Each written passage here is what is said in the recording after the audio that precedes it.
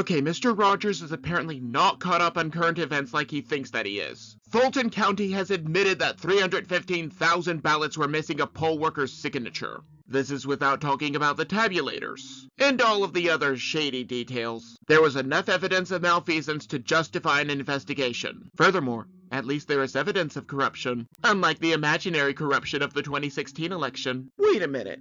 I thought that if you got the vaccine, you would not get the virus and would be protected. Mr. Heller seems to imply the opposite. Moving on, this kid will stay home for a few days, and after catching up at school, everything will go back to normal. It is the measles, not cancer. Let me break Miss Sorensen's drivel down a bit. Yes, it is polarized. That is an undeniable fact. However, let us see which side is killing and trying to kill the most people. Oh, look!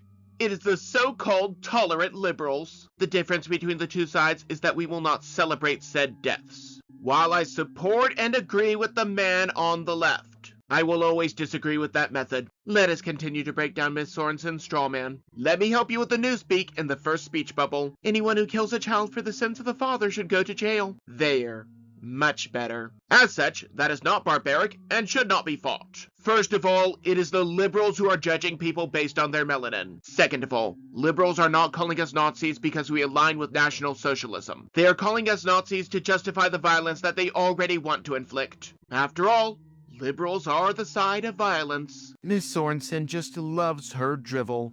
As I tried to point out extensively last week, if these agitators would just leave immigration and customs enforcement agents alone, none of this would be happening. The agitators do not have to block traffic, damage federal property, or walk up to an active investigation. They choose to do all of these things. The agitators play stupid games and win stupid prizes. I honestly cannot imagine why the agitators need to protect the criminals. Well, aside from their Trump derangement syndrome. Is there any credible evidence whatsoever that President Trump is in those files? Is there even the slightest shred of evidence? There is no evidence whatsoever. In fact, he is the one person who has been exonerated by the victims over and over again. Again, I honestly cannot imagine why he would be targeted like this. Well, there is once again their TDS. Mr. Rogers apparently does not understand that there are consequences for crimes. Anyone who entered America illegally has already done something wrong. It is also a crime, no matter what spin Don Lemon puts on it. ICE is not just picking people off the street based on melanin. They are picking up people who were convicted of a different crime and then shielded from prosecution. If someone hit multiple people with his car, that person would be taken from his home because he did something wrong. Let me break Mr. Bowling's gibberish down a bit. The problem is not observing or filming ICE. The problem is blocking traffic, destroying federal property, or interfering with official investigations. These agitators should just film these lawful investigations and then go home. As I mentioned a moment ago, this is not about melanin. There are certain rules for entering this country. If a business owner did not keep up with licensing, he would be shut down. Here we have the distinction between the elected government and the deep state. These people do not have to spend time looking for charges against President Trump, but they do anyway, and he survives. Thus his nickname, the Teflon Don. There's no evidence that President Trump was connected to Epstein's criminal empire in any way. Also, there is no secret army, just law enforcement that was deemed legitimate under Obama. Suddenly, the agitators have a problem with it. For reasons. Mr. Bowling just loves his gibberish. Sorry, Mr. Bennett, but President Trump did not post that image.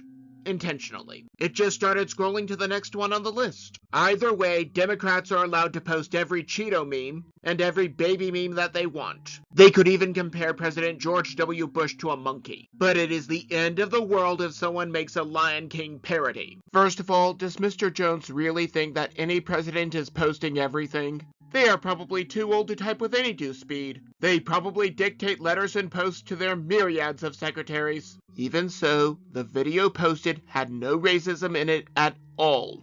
However, I am proud of Mr. Jones for not following Godwin's law in this cartoon. Instead, he just brought up a creation of the Democratic Party. Even CNN is willing to admit that his policies are supported in the polls that they report. Whether it is getting rid of all of the illegals or requiring a photo ID to vote. One fact, and one fact alone, is crystal clear. President Trump is making America great again. Utter nonsense, Mr. Roll. In heaven, we are perfected beings who are not even capable of considering sinning.